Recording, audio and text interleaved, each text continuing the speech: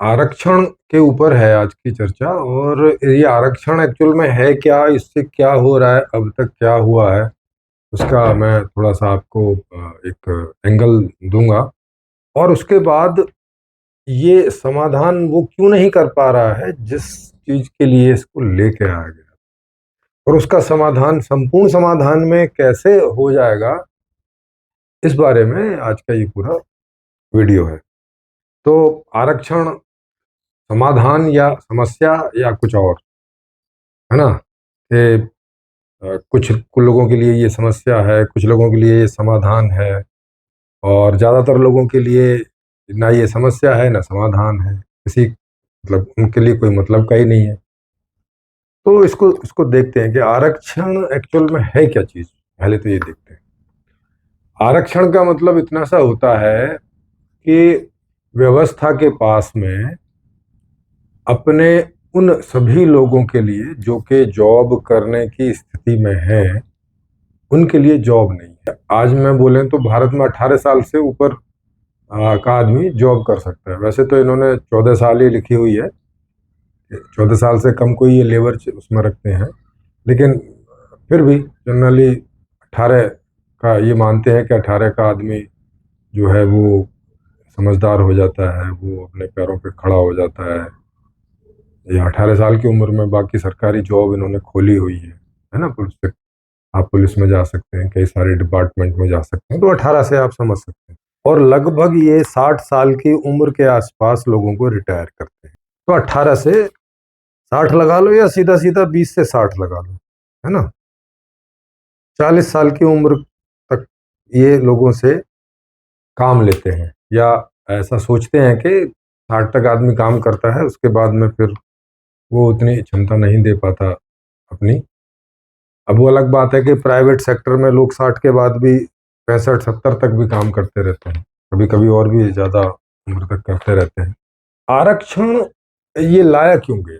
तो सीधी सी बात है कि जो व्यवस्था हमारे लोग लिख सके, उस व्यवस्था में उनको ये साफ पता चल रहा था कि हम इतनी नौकरियां, इतने जॉब, रोजगार दे नहीं सकते लोगों को।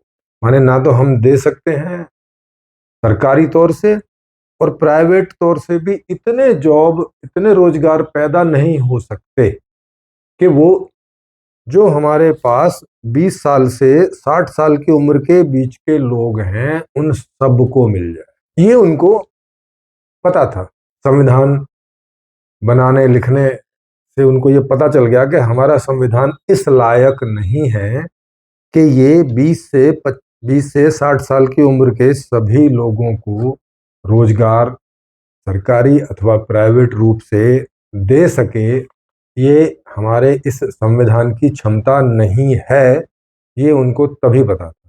और परिणाम से तो हम जानते ही हैं कि ये संविधान कभी भी आज तक इतने रोजगार पैदा नहीं कर पाया, जो कि हमारे पास जितनी जनसंख्या है, और उस जनसंख्या में 20 साल की उम्र से लेके और 60 साल की उम्र तक के जितने लोग हैं, उन सबको कोई ना कोई रोजगार मिले।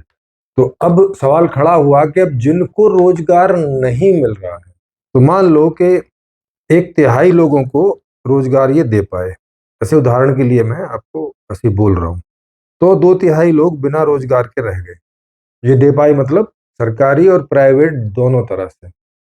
और उसमें सब आ जाता है, उद्योग, प्राइवेट नौकरी, सरकारी नौकरी, एग्रीकल्चर, सब कुछ, लेबरगिरी, सब कुछ, सरकारी प्राइवेट सब मिला के टोटल। चाहे कोई वो अपने से रोजगार पैदा कर रहा हो, चाहे किसी के पैदा किए हुए रोजगार में कोई सहयोग कर रहा हो रोजगार के रूप से, सब कुछ लगा के। तो अगर 1/3 लोगों को रोजगार मिला, तो 2/3 लोग रह गए, और इन 2/3 लोगों में वो लोग ज्यादा रह गए जो एजुकेटेड नहीं थे, और जिनके पास कोई टेक्निकल इस तरह की कोई क्षमता जिनके विकसित नहीं हुई, है ना? कोई ट्रेनिंग उनको नहीं मिली।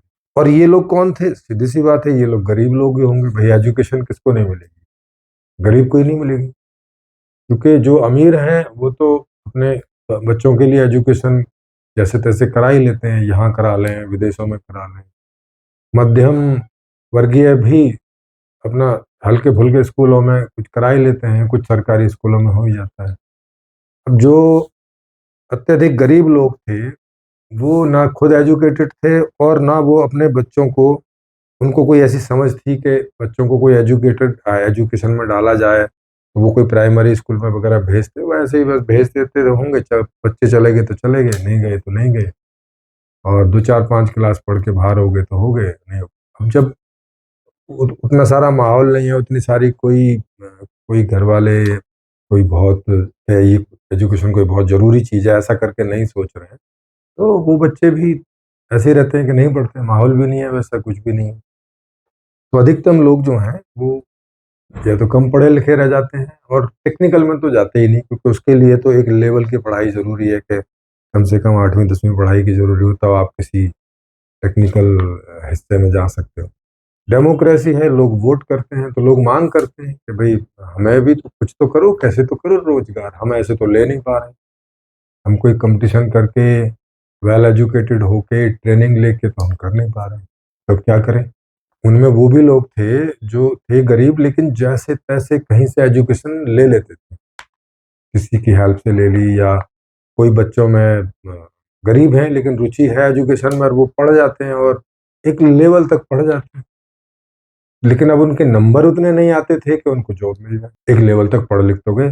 तो इसके लिए इन्होंने क्या किया कि सरकारी जॉब में, जो कि अब आज तो कम है, पहले तो ज़्यादा थी, सरकारी जॉब में 10% आरक्षण जो है, 10 साल के लिए आरक्षण इन्होंने कर दिया कि भाई 10 साल के लिए आरक्षण की इस नीति को लागू करो, फिर देखते हैं इसका क्या रिजल्ट आता है टाइप का, और फिर आगे इसे देखेंगे बढ़ाना है, खत्म करना है, क्या है। तो एक टेस्टिंग के हिसाब से इन्होंने उसको रखा, और आज इन लोगों की ये आज की जो व्यवस्था उसकी ये मजबूरी हो रखी है कि वो इस आरक्षण को लागू ही नहीं किए हुए हैं, बल्कि इसको बढ़ाती चली गई, और 50% का जो पूरा कोटा था आरक्षण का, वो पूरा सब डिस्ट्रीब्यूट कर दिया, कुछ एसटी में, कुछ एससी में, कुछ ओबीसी में, फिर उसके बाद में अब 10% गरीबी के आधार से भी दे दिया, तो लगभग 60% चीजें जो है आरक्षित हो गई, अब 40% बचा हुआ है। तो अब इससे इतना फायदा तो हुआ कि कुछ गरीबों में कुछ लोगों को इसका फायदा हुआ, जितनी नौकरी थी उतना फायदा हो गया। मतलब ऐसा समझो कि जितनी सरकारी नौकरी थी, तो 50% जो जॉब थी वो उन लोगों को मिल गई कि अगर आरक्षण नहीं होता तो ये उन लोगों को तो नहीं मिलता, ये पक्का था। तो आरक्षण से ये फायदा तो हुआ कि जो एससी एसटी ओबीसी के वो लोग थे जो जैसे तैसे पढ़ लिख जाते थे, मतलब वो उनमें गरीब नहीं थे बिल्कुल, थोड़े से उन कास्ट में जो भी होता है कि अपनी अपनी कास्ट में भी थोड़े अमीर लोग होते हैं ना, उस हिसाब से तो उनके बच्चे पढ़ जाते थे, और इतने दक्ष नहीं हो पाते थे कि जनरल कास्ट के बच्चों के नंबरों को compete कर पाए। कुछ लोगों को ये मिले। अब चूंकि जॉब तो 1/3 लोगों को ही मिलनी थी, उतनी ही थी। आज की जो व्यवस्था है वो 1/3 लोगों के लिए ही रोजगार पैदा कर पा रही है, तो उसमें तो कोई खासा अंतर हुआ नहीं, आज भी वही स्थिति है। तो अब आप देखेंगे आंकड़ा उठा के कि जो सरकारी आंकड़ा है उसमें 93.5% महिलाएं बेरोजगार हैं, और 56% पुरुष जो हैं वो बेरोजगार। 56 का मतलब हो गया लगभग आधे, और 93% महिलाएं बेरोजगार हैं, मतलब ऑलमोस्ट सारी महिलाएं बेरोजगार। अगर इन दोनों का आप दोनों को जोड़ कर दो तो ये लगभग 1/3 के आसपास बैठेगा कि हमारे पास जो 20 से 40 साल का, 20 से 60 साल का जो आदमी है, स्त्री और पुरुष मिला के, उसमें से 1/3 के पास रोजगार हो रखा है, सरकारी लगाओ प्राइवेट लगाओ ये सब लगाओ। जो मेन समस्या थी उसे तो ये सुलझा नहीं सके कि भाई अगर सारे के सारे लोगों के लिए रोजगार हो जाता तो आरक्षण की जरूरत ही ना पड़ती, है ना, फिर आरक्षण की जरूरत नहीं थी। अब आरक्षण से इन लोगों को तो फायदा हुआ, मगर इससे परेशानी ये हुई कि जनरल कास्ट में, माने जो जनरल में जो लोगों के अच्छे नंबर आते थे उन्हें दिक्कत होने लगी कि यार ये 50% नंबर लाके जॉब पा जा रहा है और हमें 80% पे भी नहीं मिल रही है। उन्हें इस तरह की खुन्नस होने लगी, यार फिर हमारा तो पढ़ना ही बेकार है। जब हम ज़्यादा योग्य हैं इस जॉब पे, तो हमें ना मिलके आरक्षण की वजह से इस व्यक्ति को ये जॉब मिल रही है। और ये बात सही भी है कि भाई कोई भी कार्य क्षमता से ही होता है और जितनी ज़्यादा अच्छी क्षमता का व्यक्ति होगा, वो उतना अच्छा कार्य करेगा। तो अब सरकारी महकमों में भी कम सक्षम लोग पहुंचने लगे 50%, क्योंकि 50% आरक्षण था। और बाकी के भी प्राइवेट क्षेत्रों में भी ऐसे पहुंचने लगे, क्योंकि वहां पर भी जहां जहां वहां कहीं डिक्लेयर तो नहीं है, लेकिन सरकार उन लोगों को दूसरे तरह से प्रोत्साहित करती है कि अगर आप रखोगे तो हम आपको कुछ छूट करेंगे, ये करेंगे, वो करेंगे, ऐसे कुछ ना कुछ। एक तो ये नुकसान हुआ कि जो हमारे पास में अधिक सक्षम लोग हैं वो बैठे रहे, क्योंकि अब उनके लिए हम जॉब ही नहीं दे रहे हैं, तो बैठे रहे या उनसे कोई और हल्का काम ले लिया। जो उनकी क्षमता थी वो काम ना लेके उनसे कोई और हल्का काम ले लिया, तो ये भी उसका मिसयूज है उनकी क्षमताओं का।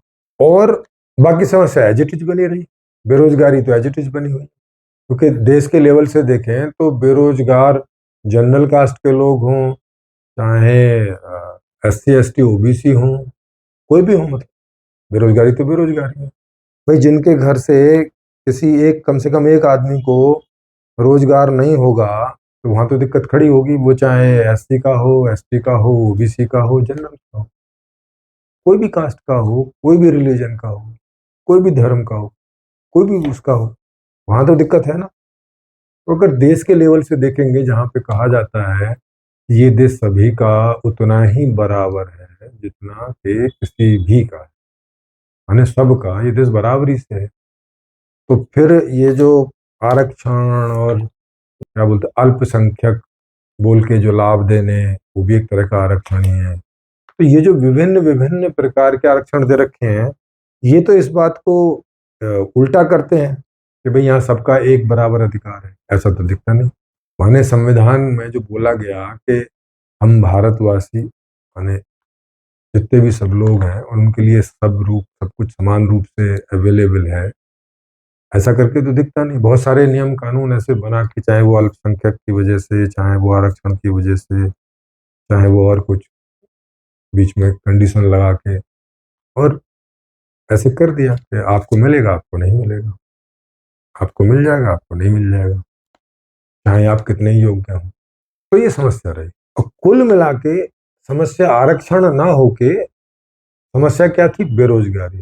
समस्या मुख्य क्या थी? बेरोजगारी थी। लेकिन आरक्षण किस लिए दिया कि जितना रोजगार था वो फिर सब जनरल कास्ट ही ले जा रही थी, क्योंकि ज्यादातर एजुकेशन वगैरह वही लोग कर रहे थे। तो ज्यादातर जितनी भी जो हाई सैलरी जॉब है या मिडिल सैलरी जॉब है, सब वही ले जा रहे थे, बाकियों के पास में वही लेबर फेवर का ही कुछ बच रहा था। तो इसका तो थोड़ा सा सॉल्व हुआ, लेकिन ये भी थोड़ा सा ऊँट के मुंह में जीरा, तो कोई बहुत फर्क तो पड़ता नहीं। ऊपर से बाद में सरकारी जॉब, सरकारी नौकरियां घटती चली गई, क्योंकि जो सरकार है वो अपने संस्थानों को प्राइवेट करती चली गई दिन पे दिन। जो सरकार आती, वो कुछ ना कुछ संस्थानों को प्राइवेट करके चली जाती, और वो प्राइवेट दो कारणों से कर रही थी। उनका कहना तो ये था कि हम इसे चला नहीं पा रहे हैं, घाटे में चल रहा है, इसलिए वो उसको प्राइवेट कर देती थी।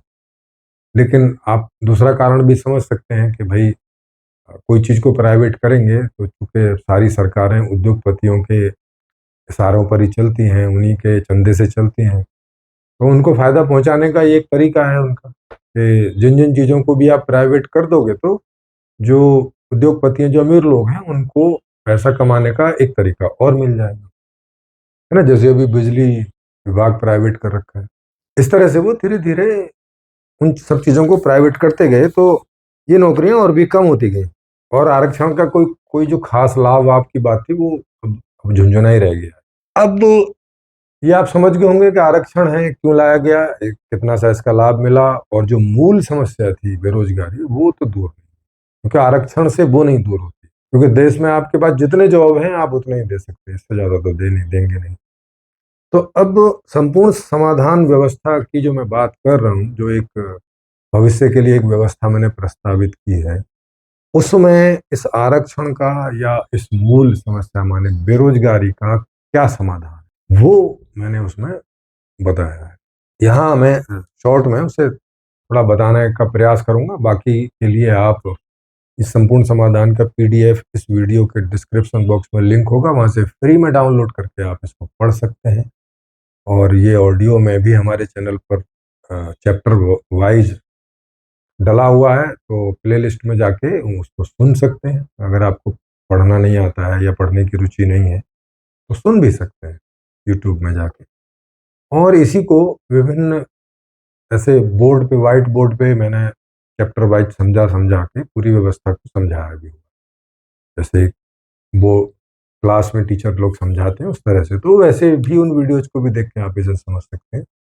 और अभी हर संडे को इसका शिविर चल रहा है 2 बजे से दिन में, तो उसमें भी शामिल हो सकते हैं। वो लाइव होता है, ऑनलाइन लाइव हमारे चैनल पे, यूट्यूब चैनल पे, इसी चैनल पे जिस पे आप ये वीडियो देख रहे हैं।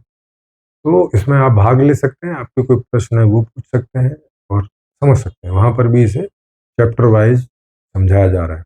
अभी ये समस्या क्यों पैदा हो रही है, ये जो संविधान है हमारा, ये इस बेरोजगारी की समस्या को क्यों नहीं दूर कर पाया, उसके लिए उसको मैं थोड़ा सा एक 5 मिनट में आपको समझाता हूँ कि क्या मजबूरी है वहाँ, क्या प्रॉब्लम है या क्या कमी है इस संविधान में।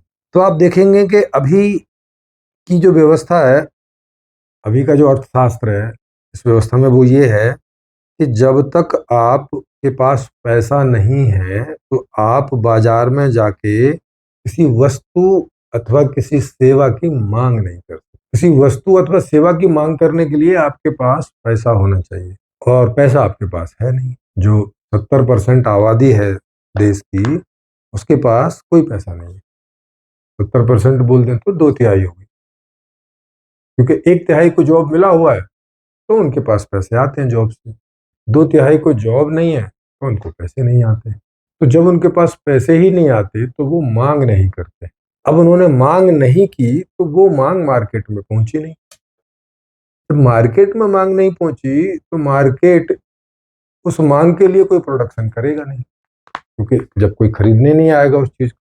जैसे साइकिल वाली कंपनी है, तो साइकिल वो उसी हिसाब से बनाएगी जिस हिसाब से उसके बिक रहे होंगे, जितनी संख्या में। दो चार इधर उधर बना लेगा, दो चार आगे पीछे, क्योंकि अगर फालतू बना के रखेगा तो उसको तो लॉस हो जाएगा, है ना भाई। वो तो उद्योगपति है, वो तो देखेगा कि अगर 1000 साइकिल बिक रही हैं तो ज्यादा ज्यादा 10-5 ज्यादा बना के रख लेगा, बस इससे ज्यादा तो करेगा नहीं कि भाई चलो इस सीजन में नहीं भी बिकी तो अगले में बिक जाए। और चूंकि साइकिल और ये सब चीजें अपडेट होती रहती हैं, तो पुरानी साइकिल हो जाती है, पुराना मॉडल हो जाता है, उसका वैसे ही मूल्य नहीं बचता है। तो इसलिए जो लोग मांग नहीं कर पा रहे हैं, तो वो तो इसी स्तर से बाहर हो गए, इसी फर्स्ट स्टेप से।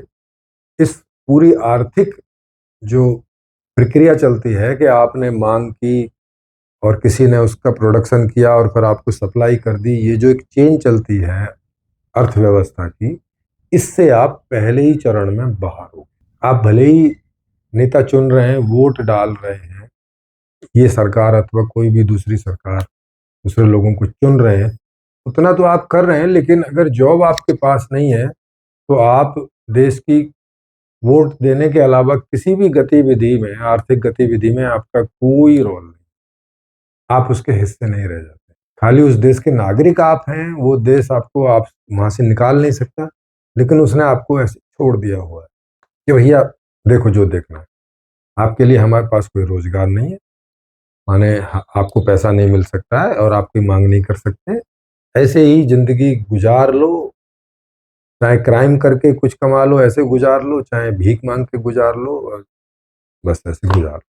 अब आप सोचो, मांग क्यों नहीं कर रहे हैं वो? क्योंकि उनके पास पैसे नहीं है। पैसे क्यों नहीं आ रहे हैं? क्योंकि जॉब नहीं है।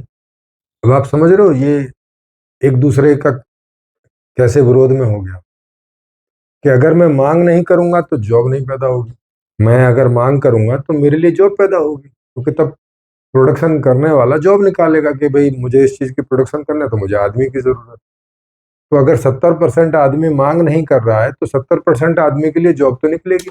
जब जॉब नहीं निकलेगी तो 70% आदमी के पास पैसा नहीं आएगा, पैसा नहीं आएगा तो वो फिर से मांग नहीं करेगा। तो पहले उसको पैसा चाहिए ताकि वो मांग कर ले, तो फिर उधर जॉब पैदा हो जाएगी। लेकिन अर्थशास्त्र का सिस्टम उल्टा चलता है कि भाई पहले पैसा आप कमाओ और फिर मांग करो, है ना। अभी का जो प्रैक्टिकल अर्थशास्त्र हो रखा है, कैसा हो रखा है, दुकान वाले के पास आप जाओगे तो क्या बोलेगा, भाई सामान लेना है तो पैसे दो। कोई एक आध महीने का कोई थोड़ा बहुत उधार किसी किसी को दे भी देता है, नहीं तो नगद भाई, नगद पैसा दो सामान लो। अब नगद पैसा आपके पास है नहीं तो आप सामान नहीं मांगोगे, मुश्किल से बड़ी बस कैसे जैसे तैसे खा लोगे, सस्ते से चावल ले लोगे, सस्ता सा कोई तेल ले लोगे, और जैसे तैसे कुछ कर कर आगे पका पकू के खुद खा लोगे, अपने बच्चों को खिला दोगे, इतना भर आपका जीवन रह जाए। काम वहां कोई पैदा हो नहीं रहा है क्योंकि आप 70% लोगों के द्वारा मांग ही नहीं होती। जब मांग ही नहीं हो रही है तो प्रोडक्शन वाला प्रोडक्शन करेगा किसका, जॉब निकालेगा किस लिए। तो ना सरकार जॉब निकाल पा रही है और ना प्राइवेट उद्योगपति जॉब निकाल पा रहे हैं।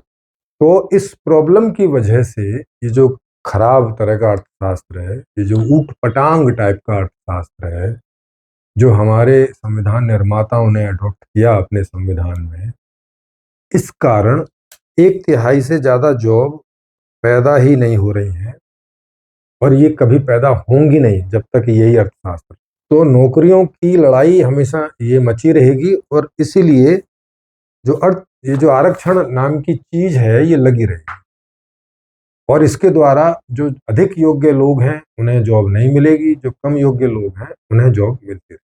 50-50%, माने 50% योग्य लोगों को जॉब मिलेगी, 50% अयोग्य लोगों को जॉब मिलेगी। और अयोग्य लोगों को जॉब मिलने का मतलब है कि वो जॉब में वो क्वालिटी वो कभी नहीं दे सकते जो योग्य लोग दे सकते हैं, सीधी सी बात। तो ये वाला घाटा भी उठाना पड़ेगा कि भाई अब आरक्षण करके अयोग्य लोगों को आप रख तो दोगे, लेकिन उनसे वो क्वालिटी का कार्य मिलेगा नहीं, वो क्वालिटी मिलेगी नहीं चीजों, तो उधर वो वाला नुकसान उठाना पड़ेगा। लोगों को रद्दी प्रोडक्ट मिलेंगे कम क्वालिटी वाले, और कम क्वालिटी वाली सेवा मिलेगी। तो लोगों को सेवा मिलने में और प्रोडक्ट मिलने में भी जो खुशी, जो एक मजा आता है, वो भी नहीं आएगा, क्योंकि लो लो क्वालिटी में और उसमें क्या मजा आना है। तो आप समझ गए कि आरक्षण से बेरोजगारी आप दूर नहीं कर सकते। आप इतना ही कर सकते हैं आरक्षण से कि जो जॉब किसी और को मिलने थे उनसे लेके आपने किसी और को दी। जॉब बढ़ाने में आरक्षण का कोई रोल नहीं। और मुख्य समस्या बेरोजगारी थी, यानी हमारे पास रोजगार कम है, ये मुख्य समस्या थी। मुख्य समस्या ये नहीं थी कि भाई इन इन लोगों को जॉब नहीं मिल रहा है। तो उसको संपूर्ण समाधान में कैसे ठीक किया, संपूर्ण समाधान में इसको ऐसे ठीक किया कि वहां पे अर्थशास्त्र चेंज कर दिया, और वहां का अर्थशास्त्र कैसा किया कि उसमें से पैसा हटा दिया, जो करेंसी है वो हटा दिया। क्या आप बोलोगे हाँ हम समझ गए, आप बार्टर सिस्टम की बात कर रहे हो, वस्तु विनिमय की। नहीं नहीं, मैं वस्तु विनिमय की बात नहीं कर रहा हूँ। करेंसी हटाने का मतलब वस्तु विनिमय नहीं हो जाता है, एक और भी तरीका होता है। ऐसा आप इसलिए सोचते हैं क्योंकि अभी तक लोग या तो वस्तु विनिमय वाला तरीका समझते हैं, और या पैसे से लेन देन वाला तरीका समझते हैं। ये एक मैंने नया तरीका निकाला है, और इसे समझने के लिए थोड़ा सा ध्यान दीजिए, अतिरिक्त ध्यान। इसमें क्या होगा कि जितने भी लोग होंगे देश के, उन सभी को बिना रोक टोक के मांग करने का अधिकार होगा। उनको नहीं कहा जाएगा कि पैसा है तो जाके मांगो, उनको बोला जाएगा कि आपको जो चाहिए वो उसकी आप मांग कर लो। घर, एसी, फ्रिज, लाइट, सब कुछ, ट्रांसपोर्ट, सरकारी प्राइवेट जितना आज होता है उ- उस सब की मांग कर लो। व्यक्तिगत रूप से आपको क्या चाहिए उसकी मांग कर लो, और पारिवारिक सामाजिक रूप से जो व्यवस्था है वो असेसमेंट कर लेगी कि हमें इसके लिए कितना ट्रांसपोर्ट, कितने बिल्डिंग, कितना क्या चाहिए, वो हो गया। तो ये जो सारी मांग है, ये सारी मांग व्यवस्था के पास पहुंच जाएगी, यानी उस समय जो संपूर्ण समाधान व्यवस्था है उनके पास, और वो एक सरकार ही होगी। व्यवस्था बोले तो सरकार बोलो या व्यवस्था बोलो, ये पर्यायवाची शब्द हैं। तो ये मांग सरकार के पास चली जाएगी। जब ये मांग सरकार के पास चली जाएगी तो अब सरकार को पता है कि हमें टोटल क्या क्या कितना कितना चाहिए, कितना टोटल गेहूं चाहिए, कितना कौन सा फल चाहिए, कितनी कौन सी दालें चाहिए, कितने कौन से फ्रूट्स चाहिए, जो जो भी कुछ है, कितना हमें लोहा चाहिए, कितनी चांदी चाहिए, कितना सोना चाहिए, कितनी बिल्डिंग चाहिए, कितना एसी चाहिए, कितना क्या, सारा कुछ सामने आ गया कि ये अब हमारी मांग, जो आज की व्यवस्था में आ ही नहीं पा रहा था क्योंकि आदमी मांग ही नहीं करता। तो आपने सबसे उनकी मांग ले ली और वो मांग सरकार के पास पहुंच गई, तो अब सरकार को अगला कदम क्या उठाना है कि उसका प्रोडक्शन करना है, क्योंकि तभी तो आपूर्ति होगी। तो मांग के हिसाब से अब सरकार प्रोडक्शन करेगी। कैसे प्रोडक्शन करेगी कि ये जितना भी नेचुरल रिसोर्स है, प्राकृतिक संसाधन है और मानव संसाधन है, ये सरकार के पास होगा। मतलब उस व्यवस्था में सरकारी और प्राइवेट ऐसे करके नहीं होगा कि कुछ सरकारी है और बाकी सब प्राइवेट है, नहीं, वहां सब सरकारी ही है। वहां सारे लोग भी सरकारी हैं और सारा संसाधन भी सरकारी, माने मानव संसाधन, प्राकृतिक संसाधन सब सरकारी, सब सब सरकार के पास, किसी व्यक्तिगत हाथों के पास कुछ नहीं। तो अब क्या करेगी कि लोगों ने जो मांग की है उस मांग के आधार पे सरकार इन सब चीजों की व्यवस्था करेगी कि हमें कितना गेहूं पैदा करना है, कितनी मक्का पैदा करनी है, कितनी दाल, कितना लोहा निकालना है, कितना ये खनिज निकालना है, कितनी दवाइयां बनानी है, कितने हॉस्पिटल चाहिए, कितना जिम चाहिए, कितना आपको जितना भी जो भी कुछ सब चाहिए होता है, उस हिसाब से सरकार लोगों को इस सब में नौकरी देना स्टार्ट करेगी। जिसकी जो योग्यता होगी और उसकी रुचि होगी उस योग्यता के अंतर्गत, उस आधार पे वो उन जॉबों को उन सब में बराबर से बांट देगी। ऐसा नहीं कि एक आदमी से 8 घंटे नौकरी करवा रहे हैं, जॉब करवा रहे हैं और 3 आदमी बैठे हुए हैं क्योंकि उनके पास जॉब नहीं है। नहीं, वहाँ जितना ये काम होगा, ये जैसे जितनी सारी मांग हो गई, तो इसको निकाल लेंगे कि ये इसमें टोटल घंटे कितने पड़ते हैं, टोटल घंटे का कितने घंटे का श्रम पड़ेगा टोटल, जितनी मांग आई है उसे बनाने, और फिर उसको जो हमारे पास काम करने वाले लोग हैं 25 से 50 साल की उम्र के बीच, हम तो हमारे पास 25 से 50 साल के जितने लोग होंगे, माने स्त्री और पुरुष दोनों मिलाकर, उनके ऊपर इस ये जो कार्य के घंटे होंगे इन्हें डिवाइड कर देंगे। तो मेरा जो अनुमान है मोटा मोटा वो ये है कि 4 से 5 घंटे एक आदमी के ऊपर श्रम का आएगा। तो जो जो व्यक्ति जिन जिन योग्य होंगे, तो उस योग्यता के, है ना, रोजगार सबके पास हो जाएगा, कोई आदमी बैठ के नहीं खा रहा हो जो काम करने के योग्य है, और सब लोग मांग कर पा रहे होंगे, माने अब मांग करने में कोई अड़चन नहीं है कि भाई पैसा नहीं है मांग नहीं कर सकते, गरीबी है मांग नहीं कर सकते, हाँ थोड़ा पैसा है मांग नहीं कर सकते, अगले महीने देख लेंगे। बीवी ने साड़ी मांगी तो अरे अभी बजट नहीं है, 6 महीने बाद देखेंगे भाई, अगर कहीं से कुछ थोड़ा बहुत धीरे धीरे करके कुछ पैसा बचा लिया तो। ये वहाँ अचानक बचाने का वहाँ कोई चक्कर नहीं है। खुल के खाओ, खुल के रहो, बढ़िया से उसमें रहो, सब कुछ चकाचक मिलेगा, चकाचक अपार्टमेंट मिलेंगे, सारी सुख सुविधाओं से भरे हुए, वातानुकूलित, एयर कंडीशन, सबको उनकी फैमिली के, जितने फैमिली के मेंबर होंगे उतनी फैमिली के मेंबर के हिसाब से अपार्टमेंट के जो कमरे हैं उनकी संख्या होगी, सब, और सारी फैसिलिटीज होंगी। और चूंकि वो एक नगरीय व्यवस्था है ना, वहाँ ऐसे छोटे गांव ऐसा कुछ नहीं होगा, वहाँ एक 20-20 लाख लोगों के नगर होंगे, इतना बड़ा नगर जिसमें 20 लाख के आसपास लोग जो है सेटल हो जाएं, जिससे कि उस नगर में सारी व्यवस्थाएं हों। व्यवस्था के लिए किसी नगरवासी को एक नगर से दूसरे नगर जाने की कोई ऐसी खास जरूरत ना पड़े, है ना, कोई कोई कोई ऐसी सुविधा है जो रेयरली कभी इस्तेमाल होती है, तो वो हो सकता है कि 8-10 नगरों के बीच एक जगह हो, तो उसके लिए कभी जाना हो सकता है, नहीं तो जनरली नहीं जाना पड़ेगा। जैसे हर नगर में 20 लाख लोग हैं, तो उन लोगों का जॉब भी वही है, उनकी एजुकेशन भी वही है, उनकी सारी सुख सुविधाएं भी वही है, उनका खेल, उनका सब कुछ वही, सारी सुख सुविधाएं, सब, रोटी, कपड़ा, मकान, बाकी सब लग्जरी, सब कुछ वहाँ है। और जिसको जब जो हो जितना जहाँ चाहिए हो, आवश्यकता हो, वो मांग करता रहेगा, सरकार उसका प्रोडक्शन करती रहेगी और उसकी आपूर्ति होती रहेगी। ये सिंपल सी एक नई अर्थशास्त्रीय व्यवस्था है। इसमें ना कोई खरीदारी बेचदारी है कि एक सामान दे के दूसरा सामान ले लो, जिसे वस्तु विनिमय कहते हैं। इसमें कोई वस्तु विनिमय नहीं है। तो इसमें कोई वस्तु विनिमय नहीं है कि जब आप कोई एक चीज की मांग करोगे तो बदले में कुछ दोगे ना। और सारे लोग मांग कर सकते हैं, माने परिवार के अंदर भी आपको अपने पिता से, माता से, या कोई बूढ़े माँ बाप हैं तो उन्हें अपने बच्चों से कोई मांगने की जरूरत नहीं। वो सीधा सरकारी व्यवस्था से, उनके पास मोबाइल होगा, वो उससे अपना ऑनलाइन मांग करें और चीज उनके पास पहुंच जाएगी। चाहे फिल्म देखनी है तो ऑनलाइन बुक करें और जाके टिकट देखें, और बुक करें मतलब फ्री बुक करें। वहाँ कोई पैसा नहीं है, उस व्यवस्था में पैसा कुछ नहीं है। कहीं दूसरी जगह जाना है तो ट्रांसपोर्ट में सीट बुक करो, जाओ।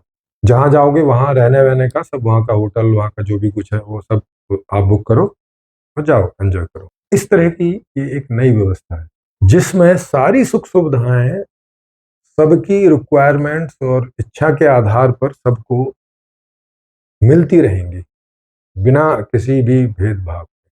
और काम भी सबके पास रहेगा, माने बेरोजगारी का झंझट खत्म। तो ये मैंने आपको एक शॉर्ट में बता दिया। इसमें बहुत सारे क्वेश्चन आपको उठेंगे कि ऐसा कैसे कर दोगे, वैसा, क्योंकि एक नई बात है। ऐसी बात पीछे कभी किसी ने कोई बहुत इतने इस तरह से किसी ने की नहीं है। टुकड़ों टुकड़ों में बात आपको ये मिल जाएगी कहीं जगह ये करके। जैसे कोई लोग कम्यून वगैरह चला, कम्यून की बात करते हैं तो कम्यून में कुछ हिस्से इसके मिल जाएंगे आपको, लेकिन पूरी की पूरी ये व्यवस्था आपको कहीं एक जगह, एक आदमी के द्वारा या एक जगह वर्णित आपको ये नहीं मिलेगी, जो उसको मैंने संपूर्ण समाधान किताब में पूरा वर्णित किया है। तो वहाँ एजुकेशन पॉलिसी क्या रहेगी, वहाँ पे रोजगार पॉलिसी क्या रहेगी, वहाँ पे सुख सुविधाओं के वितरण की पॉलिसी क्या रहेगी, वहाँ पे इलेक्शन कैसे होंगे, वहाँ पे नेताओं के इलेक्शन का या बाकी जो लोग हैं उनके सिलेक्शन का क्या प्रोसीजर है, इस सब किताब में। तो अगर आप चाहें कि ऐसी व्यवस्था जल्दी से जल्दी हमारे देश में, इस दुनिया में आए, तो आप इस तरह के वीडियो को ज़्यादा से ज़्यादा शेयर करें ताकि ये बात सब तक पहुंचेगी। तो वो ये आरक्षण के लिए लड़ने की बजाय, क्योंकि जितने लोग आरक्षण के लिए लड़ रहे हैं उनको आरक्षण से सबको लाभ नहीं मिलता है। ये SC ST OBC में भी जो एलीट वर्ग है उसको ही मिलता है, क्योंकि उन्हीं के बच्चे पढ़ते हैं और फिर उनको ही मिलता जाता है, क्योंकि उन्हीं के बच्चों को ही पढ़ाई वढ़ाई का मिलता है ना। जैसे यहाँ समस्या हो रही थी कि भाई जनरल कास्ट के ही सारे लोग जो हैं, मतलब ज़्यादातर लोग उन पोस्ट को ले जाते थे। क्यों ले जाते थे? क्योंकि एजुकेशन वगैरह सब उन्हीं को मिल रही थी, उन्हीं के आसपास ऐसा माहौल वगैरह सब था।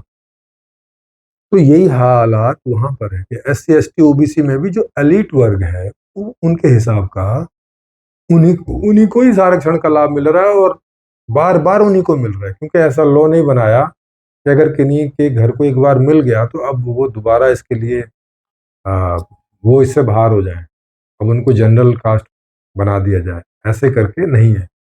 तो बार बार वही लेते रहते हैं, जैसे बार बार जनरल कास्ट वाले ही सारी पोस्ट लेते रहते थे, सारी जॉब ले जाते थे, वैसे ही SC ST OBC में भी जिन लोगों को इसका लाभ मिला, उन्हीं की अगली पीढ़ी भी इन्हीं चीजों का लाभ लेती चली जाए। बाकी जो लोग हैं वो तब भी आरक्षण से बाहर थे, आज भी आरक्षण से बाहर हैं, और कल भी आरक्षण से बाहर ही रहेंगे, क्योंकि सरकारी नौकरियां जिनमें आरक्षण लगता है वो तो दिन पे दिन कम होती जा रही है।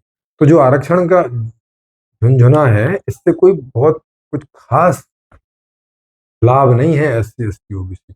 आज की व्यवस्था में बोल सकते हो कि लाभ है, क्योंकि आधी जॉब उनको मिल रही है जो भी है, लेकिन संपूर्ण समाधान व्यवस्था ऐसी है कि सारी जिंदगी चकाचक, वहां आरक्षण का कोई चक्कर नहीं। वहां ये भी चक्कर नहीं है कि जो जिस योग्य नहीं है उसे उसे योग्य आप आरक्षण दे के बिठा रहे हो ना। आप जिस भी योग्य बनेंगे, पूरी एजुकेशन आपके लिए, सब वहाँ सब कुछ मुफ्त है। आपका रहना, खाना, कपड़े सब कुछ मुफ्त है, क्योंकि वहाँ पैसा है नहीं, बदले में कुछ दे के कुछ लेना नहीं है, माने बार्टर सिस्टम भी नहीं है, वस्तु विनिमय भी नहीं है। आपकी सबकी सारी जिम्मेवारी सरकार की है, आपको तो बस मांग करनी है, बाकी काम व्यवस्था का है। आप तक चीजें, आप तक वो सुख सुविधा पहुंचाने तक का, समय से। तो वहाँ सबको एक जैसी एजुकेशन, एक लेवल की, उसमें जो जिस योग्य हो जाएगा उस हिसाब से उसको उस चीज की ट्रेनिंग, और फिर उस चीज का उसको रोजगार। और 25 से 50 साल में वो रोजगार करेगा, 50 के बाद रिटायर, फिर एंजॉय करो अपना रिटायर्ड लाइफ, एंजॉय करो। क्योंकि आदमी 70-80 साल तक जीता है, तो कम से कम उसे 25-30 साल बाद में ऐसे मिलने चाहिए कि भाई वो निरंतर घूमता रहे, मजे करता रहे, इधर उधर एंजॉय करता रहे, जैसा जीवन जीना चाहे वैसा जिए। एजुकेशन में भी जिसे जो पढ़ना है वो पढ़े। फालतू की चीजें क्यों है कि भाई तुम्हें अब अगली क्लास में जाना है तो ये सारी चीजें पास करनी पड़ेगी, ना ना, जो जिस चीज में पढ़ता है पढ़ते जाने दो। फेल पास का चक्कर ही नहीं हुआ। तो सारी जिंदगी आपकी आपकी इच्छा वाली जिंदगी गुजरेगी, कि जो एजुकेशन चाह रहे हो वो एजुकेशन मिल रही है, जो जॉब चाह रहे हो वो जॉब मिल रही है, और जॉब के बाद में जैसा जीवन जीना चाह रहे हो वो उसकी सारी व्यवस्था है आपकी। और बाद में इस व्यवस्था से बहुत सारे दूसरे देश जुड़ जाएंगे, क्योंकि ये एक पूरी वर्ल्ड लेवल की व्यवस्था है। तो आपको वर्ल्ड लेवल पे घूमने को मिलेगा, क्योंकि वहां भी आपके लिए व्यवस्था रहेंगी। मान लिया कल को इससे स्विट्जरलैंड जुड़ जाता है, चाइना जुड़ जाता है, पाकिस्तान जुड़ जाता है, नेपाल जुड़ जाता है, और ऐसे जितने भी 200 सवा 200 देश हैं वो सब जुड़ जाते हैं। तो पूरी दुनिया में आप ऐसे ही घूमते रह सकते हैं, आते रह सकते हैं, ऐसे ही सारी सुख सुविधाओं का एंजॉय कर सकते हैं। देखो कैसी जिंदगी हो, जो आज हम अपने घर से कुछ दूर तक भी निकल नहीं पाते हैं, क्योंकि थोड़ा भी दूर निकलो तो किराया चाहिए, तो ये चाहिए, तो रिक्शे का किराया, तो बस का किराया। तो अब जिनके पास पैसा नहीं है वो बेचारे एक ही दिन एक ही जगह पे सड़ सड़ के मर जाते हैं। तो 4-5% लोग हैं जो थोड़ा दिन दुनिया में घूम घूम पाते हैं कि भाई कुछ और भी दुनिया है। तब सारे लोग, मतलब जिनको भी इच्छा होगी वो सब घूम पाएंगे, जिनको नहीं होगी उनका तो क्या कर सकते। तो एक ऐसी नई व्यवस्था है। तो आशा है आपको ये शॉर्ट रूप में कुछ एक ट्रेलर जैसा आपको समझ में आया होगा। इसे विस्तार से समझने के लिए जो मैंने आपको बताया वैसा आप लोग करें, चैनल को सब्सक्राइब करें, इस तरह के वीडियोज को ज़्यादा से ज़्यादा शेयर करें, लाइक करें। क्योंकि आप ज़्यादा से ज़्यादा इसे लाइक और शेयर करेंगे तो जो यूट्यूब है वो ऐसा सोचेगा कि ऐसी इस तरह की वीडियो की ज़रूरत लोगों को ज़्यादा है, तो वो फिर वो इसे ज़्यादा लोगों तक पहुँचाए, क्योंकि उसका एल्गोरिथम ऐसा होता है। लेकिन तभी अगर आप ऐसी व्यवस्था को चाहते हैं, तो नहीं चाहते हैं तब तो कोई बात ही नहीं।